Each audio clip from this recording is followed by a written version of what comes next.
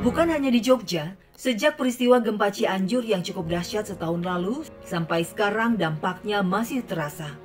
Khususnya bagi Abah Ocit Rosidi dan keluarganya. Warga Kampung Cisereh, Kecamatan Caringin, Cianjur. Ya, sejak gempa Cianjur terjadi, Abah Ocit terpaksa tinggal di rumahnya yang terdampak gempa, rusak di sana-sini.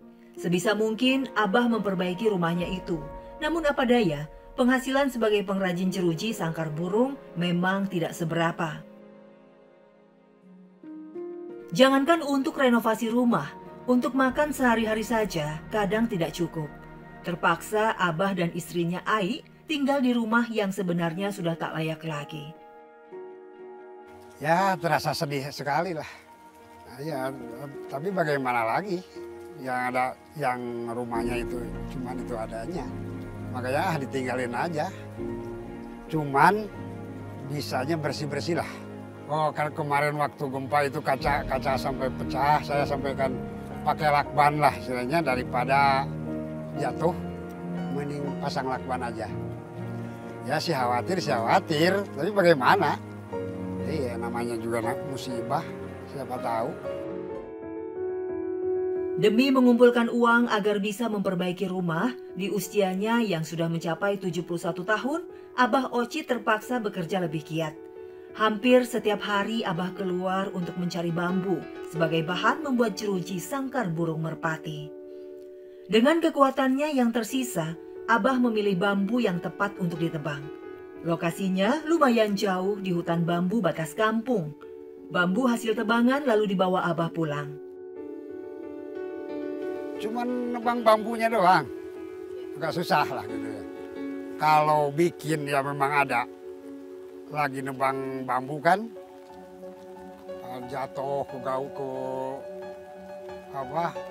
ke jurang itu, sering itu jatuh, iya terpeleset gitu ke jurang, sampai kan nangis. Kalau pulang kata si ibunya mana bambunya, nggak ada, gitu. Nggak bawa, abahnya jatuh gitu aja. Setibanya di rumah, Abah langsung membelah dan memotong-motong bambu menjadi lebih kecil, sesuai ukuran yang dibutuhkannya. Potongan bambu lalu diraut membentuk lingkaran sebagai tempat jerujinya.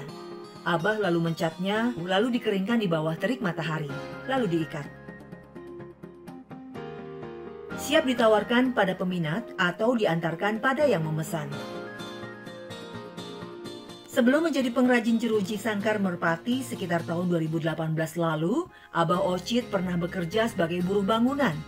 Ia juga sempat merantau luar pulau dan bekerja di perkebunan sawit besar demi menghidupi anak istrinya. Kini setelah anaknya menikah, Abah Ocit sebisa mungkin menanggung kebutuhan hidup ia dan istrinya. Meski fisik sebenarnya sudah teramat lelah. Ya kalau kuat sih kuat, kalau dikuat-kuatin gitu ya. Karena hal yang ginian sih biasanya ada yang beli datang ke rumah. Iya memang harus nganterin. Jadi bagaimana lagi kalau kita nggak jualan, nggak ada penghasilan, terpaksalah keliling jualan bawa jariji ini gitu. Saya harus menghidupi diri sendiri sama istri di rumah gitu. Walaupun saya sudah tua, ya minimal harus ada hasilnya gitu. Panas dan hujan bukan halangan bagi Abah untuk mencari nafkah.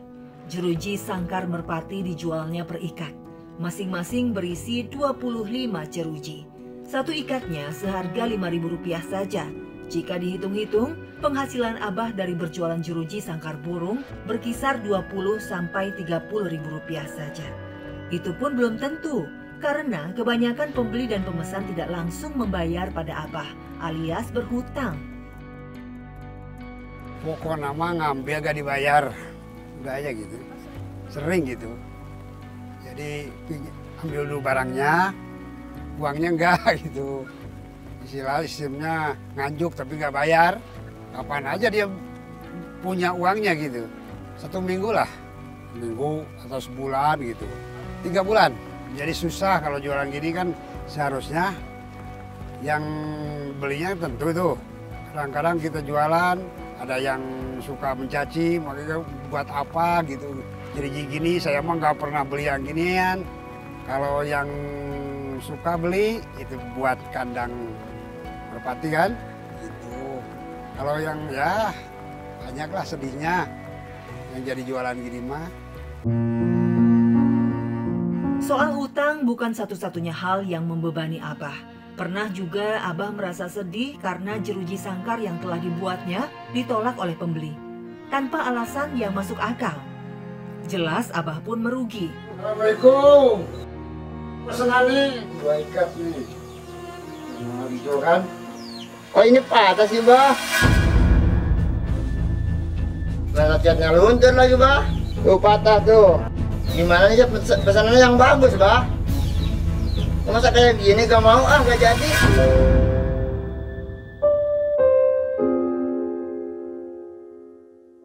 Untungnya masih ada pelanggan lain yang masih mau menerima, sehingga Abah bisa mendapat bayaran.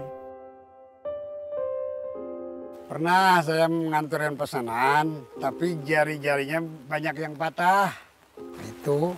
Itu harus diganti yang baru. Nah, karena dia nggak mau yang patah, ya, kata, buat apa katanya gitu. Akhirnya saya rugi, gitu. Dia nggak dibayar. Gitu. Hampir 3 tahun abdi mesaran jeruji ti si Abah. Ti semenjak abdi ningali Bah Ocit gitu kurang laku istilahnya gitu tak abdi teh jadi weh mesaran ti Bah Ocit. Seueur eta ge nu icalan jeruji tapi ningali si Abah pan kondisina tos sepuh bari kirang sehat nya abdi seueur gitu anu tebih tapi ieu mah aya nu caket kitu nya. Jadi kasih Abah we.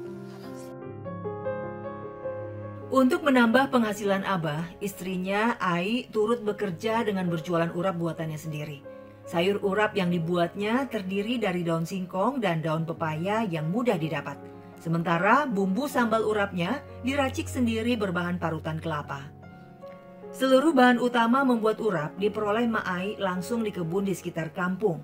Kebetulan Ai dan Abah selama ini menanam singkong di kebun milik orang, sehingga tidak perlu keluar banyak modal. Karena tidak ada pekerjaan lagi, ya kalau urap modalnya dikit, ya nggak begitu banyak. Memasak urap cukup sederhana bagi Ai. Pertama-tama, semua sayurnya dicuci bersih dulu, baru kemudian direbus. Ma Ai masih menggunakan hawu atau tungku tradisional yang harus dinyalakan dengan arang. Menggunakan kompor minyak atau gas sama sekali tak masuk dalam hitungannya karena kemiskinan. Abah sebisa mungkin membantu Ma Ai dengan mengupas kelapa. Selepas sayur-sayuran matang, Ma Ai beranjak menyiapkan bumbu sambal urapnya. Sambal urap yang sudah jadi lalu dicampur ke sayurannya. Urap itu pun tinggal dibungkus dan ditaruh di wadah untuk dijual berkeliling. Ma Ai sengaja menjual murah urapnya, hanya Rp2.000 saja per bungkus. Ma Ai berharap dengan harga yang murah, urapnya akan selalu laris terjual. Ditambah lagi, urap termasuk makanan yang tidak tahan lama, gampang sekali basi jika terlalu lama disimpan.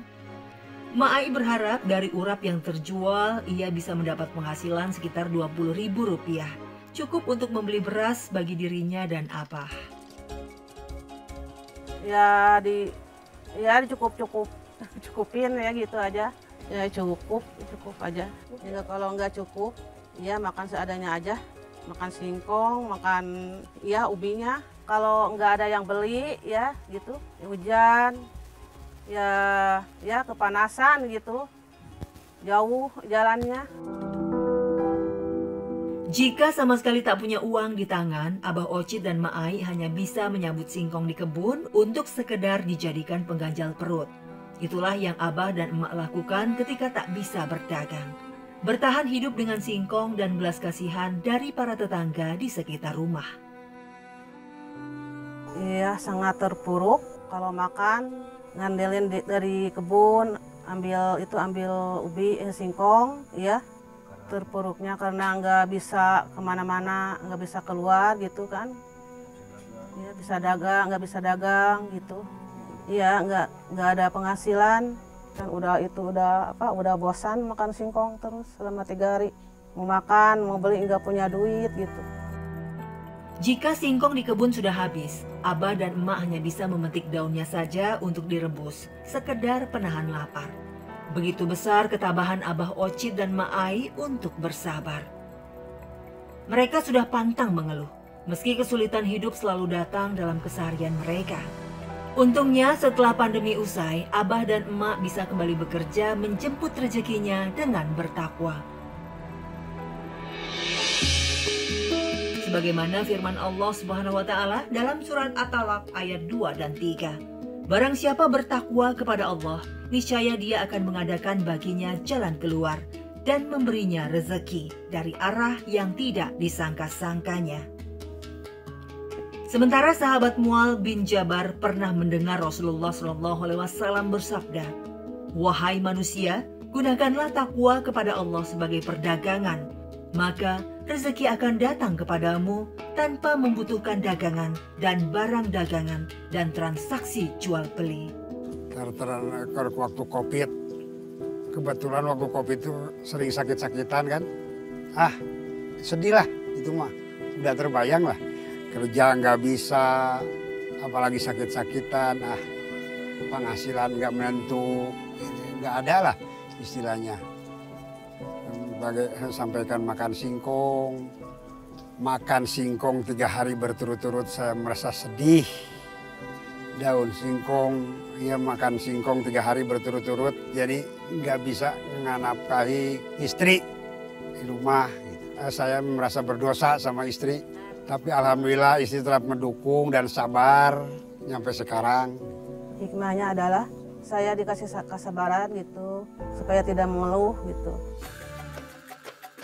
Mengalami berbagai cobaan dan kesulitan dalam hidup membuat Abah dan Ai semakin menyadari pentingnya berbagi. Tak perlu menunggu kaya untuk bisa berbuat baik.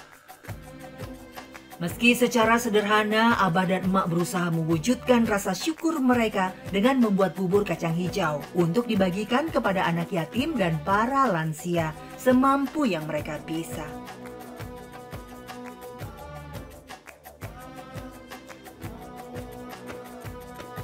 Hikmah yang saya ambil, yang saya rasakan gitu.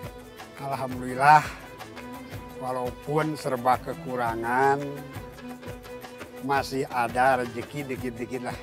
Masih kuat bekerja, walaupun bekerja buat jari atau buat apalah.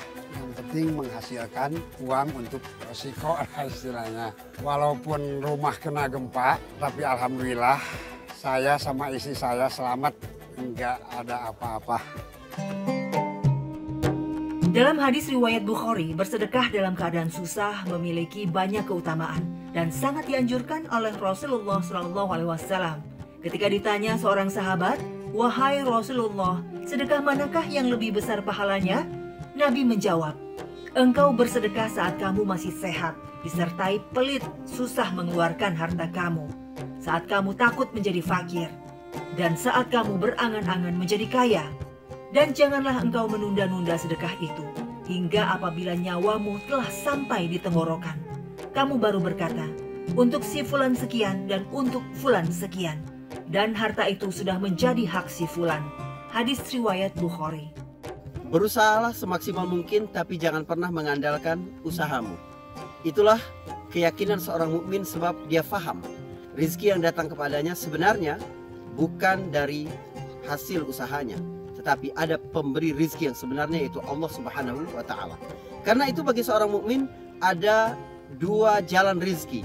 Yang pertama adalah sebab-sebab yang dapat dicerna oleh akal fikirannya yang singkat, tapi ada juga jalan rizki yang tidak bisa dicerna oleh nalarnya.